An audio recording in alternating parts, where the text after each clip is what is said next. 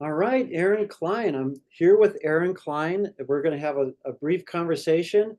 Erin's a mortgage consultant, and I'm a real estate consultant. And we're going to talk a little bit today about how we met and what we have in common as far as how we serve our clients. And so we're just going to take it away. So I'll just kind of kick it off by saying that, like-minded, like real estate people and lenders need to be like-minded because we're working with pretty much the same clients. Right? Exactly. And since we're working with the same clients and we're both entrepreneurs, we need to actually serve them in a very close, special way so that they feel like they're getting the kind of service they deserve. Don't you agree, Erin? Right. And so we're looking at things from the same viewpoints and able to surround them with a structure that supports them to achieve their goals. Exactly. Well, one of the things that you and I were just chatting about is one of the ways that we're like-minded as well is that we're both educated in our fields pretty deeply. And one of the ways that we get educated is through a coaching firm that we're a part of, our coaching group. Hmm. And it's called By Referral Only. And I love that title because that's one of the things that we strive for is to work on a referral basis. Right. Which holds us to a much higher standard because we're working to earn the endorsement of that client and for them to want to come back to us, not just for a commission. We're not just there to sell something to somebody, we're there to create a relationship. And that's a whole different mindset on how you approach how you serve people than it is for people who are just looking to get paid from a transaction. Yeah, and what we were talking about too was really interesting because there's a lot of real estate people and lenders out there that may go to seminars occasionally, but are they associated one on a full-time basis? And both you and I are associated with a group on a full-time basis. We actually build relationships with other realtors and lenders across the nation and even out of the country a little bit too, Mhm. because we need to know them on a face-to-face personal basis, I believe. Mhm. Well, I think it holds us accountable because we're showing up to the same people and they know what we're talking about. We know what they're talking about. And we're all sharing information with the same goal, right? How can we better serve our clients? How can we create just an incredible experience for them so that they want to tell other people about it? And they seem to be attracted, like we seem to be attracted to the same like-minded systems that this coaching firm gives us. Mhm. And because it makes sense on how they treat the customers. We treat the customers in a way that we become more of a relationship, almost like a friend, like actually a friend. Right. Or family. Even family, yeah, Mhm. like welcome to the family. And I just love that type of mindset. Whereas one of the things that I use quite a bit is like we're not a taxi cab service where we're simply just working with a client. They pay us for what our services are, and then we go on to the next client, and then the next client, and the next client. Whereas this is only the beginning of our relationship, just the very beginning when we sell them a house or we get them a mortgage. They When we connect with clients, we connect with them for life. Right. Well, and I know that you have this too. Having done this for almost 34 years, I'm helping my clients' children. I've had clients who've been with me for 25, 30 years. And that means so much to me because it means that I've served them well and that they trust people they care about to recommend me. Yeah, I love that. I love this. I've got the same thing going on over here Yep. with children that I've now serving. And we were just talking about some of the special financing that you have for us in Colorado with CHAFA financing. Yep.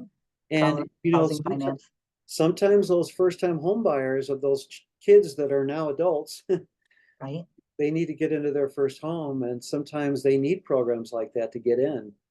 Well, and it's interesting that you say that because what it makes me think about is I know that so often people will say, "Oh, well, do you help first-time home buyers or do you help, luxury home buyers?"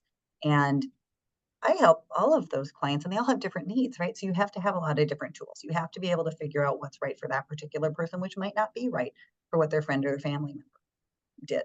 And I think you would say you have the same thing. Like you serve clients of all all different uh, financial means and the type of property they're buying. But really, what they all have in common is that you care about them as human beings and you want to have them have the best possible outcome for their situation. Well, exactly. Like, we work with the first time home buyers and we work with the move up buyers, and then the move up buyers buy the trophy homes. Mhm. And we also have some clients that move down eventually. Right. And then we have those clients that like to buy those vacation homes and things like that. And you are definitely more of a hotbed for that in Colorado. Definitely. Well, with the mountains and things like that, people like to buy their cabins, and they like to get out and get away from the city, and they just love that. So it's really a fun place for that for sure. Right.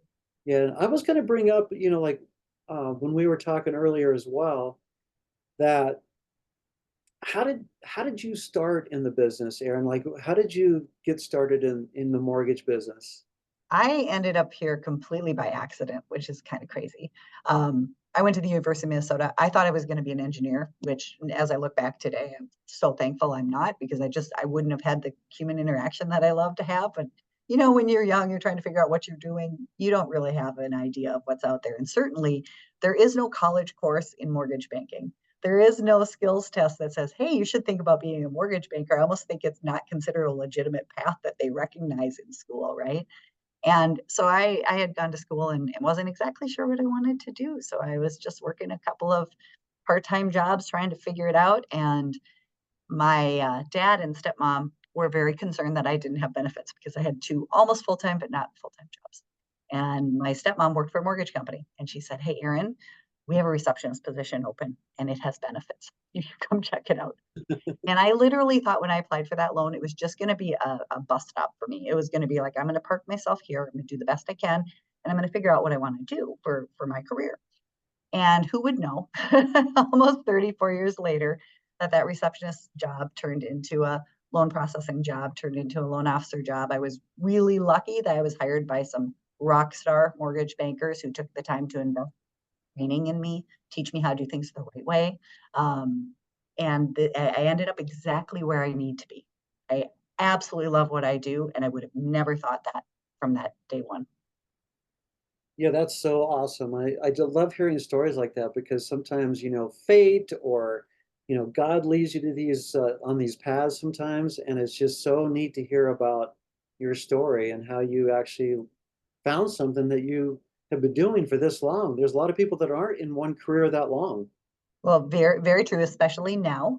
But in my business and yours, experience is important because there's so many different pieces of the transaction that don't come up every single time. Yeah, And the more transactions you do and the longer the history you have of dealing with that, the more adept you are at being able to solve problems for people or figure out a solution. yeah. How about you? How did you get into real estate?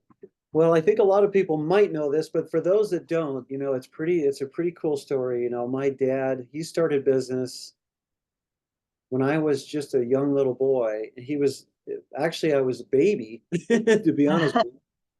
And it was back in 1961 when he started real estate. He was in real estate for 57 years. And I have two older sisters and two younger brothers, and they were not interested in what my dad was doing because it was such he worked so many hours. He was trying to provide for us, big family, and it looked hard to them. To me, it never looked, well, I was not going to say it didn't look hard, but it looked intriguing to me because I thought to myself, I want to have a family myself someday. And when I have a family, I want to be able to provide. And I could sense, even at a very young age, as young as 6, 7, 8 years old, that my dad was doing some good stuff and he was known in the community and he was doing well. And I thought, this could be great for me. And I had decided at that young age that that was the career I was going to take. I was one of the few that Uh-huh. grew up wanting to be something and actually fulfilled that, which is really amazing. And now Yeah, for that is 50 really years, amazing. And it's funny, you and I have this in common because both of my parents are real estate agents. that's And right. but I was like your siblings where I would hear them talk about real estate around the dinner table and I would see them work nights and I would see them work weekends and I thought that doesn't seem like such a good plan to me. And what I didn't realize, what I know now that I didn't know then, is it isn't work. It doesn't matter if that work happens between 9 and 5. It happens on the nights. It happens in the weekends, because that's the way real estate and mortgage banking is. We work around the clock. That's when people are buying houses. But it doesn't feel like work when you're excited to help people. When those people are part of your real estate family, they become part of your social circle, part of your friend circle. You want to help them. It isn't a burden. It's an exciting opportunity. It's neat when you get to that point too, because when you first start, you're going, I'm wondering how I'm going to make these relationships and how I'm going to form these relationships. But if you're a natural people person and you like communicating with people and you like to get with people, I don't know about you, but I know you are this way, but a lot of people out there are not. They kind of like are more introverts, I guess. Right. I tend to It, be I an was gonna say, especially numbers people, a lot of mortgage bankers are definitely that way. And, like I said, I now in retrospect wouldn't have wanted to be an engineer because I would miss all that personal interaction. So for me, it's the perfect mix of like, I get to have relationships with people and I get to do number stuff. yeah. No, I think we're both like in the right careers, or we would not be doing it this long. You for 34, me for 40. Yep. And I'll tell you what, it's just that's what another reason why you and I are so like-minded is because we found our careers and our careers relate to each other. We need each other so that we can serve our clients in the right way. Right. And a How way, lucky are we that we happened upon that early in our lives where that isn't the case for I agree 100%, everyone. And I think we kind of covered the last point where we were going to make is, like, why do we love what we do? Is there anything that you want to add to that? The only other part I would add to that, um, so I love puzzles. If you ask my partner if he gets a puzzle out at home, I will not go to bed until it's put together, which means we cannot put them out during the weekdays because I will be up too late. I love doing puzzles, and getting a loan approved is like putting together a jigsaw puzzle. And yet everybody's life is different, but we still have to make a full picture for the underwriter to be sure we can get the loan approved. And in my history working through the ranks in mortgage banking as a loan processor and helping with underwriting, I learned how to put together an effective picture to get a loan approved. But every time I start out with a client, I have a different puzzle box. All the pieces are different because everybody's lives are different. And yet I still need to reach the same goal. And I find that fascinating and challenging and intriguing.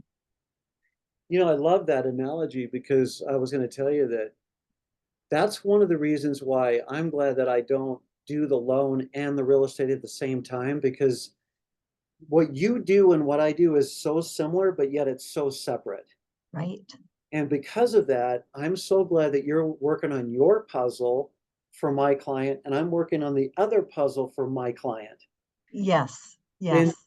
because they're two different puzzles that need to be worked on between two very good professionals, because otherwise, you know, like I always like the analogy of the ducks on the pond, where their feet are just like going like this, but you can't see them. Right? They make it look easy. They look like they're having fun on the pond, but Uh-huh. their little feet are just going like this, like crazy. So here's you over here, and here's me over here, and we just look like we're having fun and we're smiling and we're getting the transaction done, and we make it look easy sometimes. But I think a lot of the clients I work with actually do kind of figure it out. They kind of go, "Wow, you guys really did do a lot," and they're saying, "I could have never done this without you." And when those clients realize that, then I think they really appreciate our field and how necessary our field is in today's world, especially. Right? Very much so. And I think there's a lot of things we can DIY, right? And I know, like I needed some electrical work done at home recently. Legally, I can do my own electrical work. That would not be a wise choice. So I Now, value having professionals in my life that are good at what they do, so I don't have to be good at that too. I'm glad you're better than I am because I've gotten shocked about every time I've ever tried to do something with electric. Yeah, that's not an experience I hope to have. Well, Erin, thank you so much for meeting with me again on this little duo video that we've done, and we'll continue to do some interesting topics in the future. I look forward to some future topics. Absolutely. But I We can love talk this. about Colorado Housing Finance Agency next Well, time. yeah, exactly. Well, thank you so much, and have a wonderful day. And I want to thank everybody for listening. And please don't keep us a secret. We make a good team, getting your mortgage and getting your house, right? Very much. All Thanks, right. Jim. Thanks so much. We'll talk to you later. Sounds good.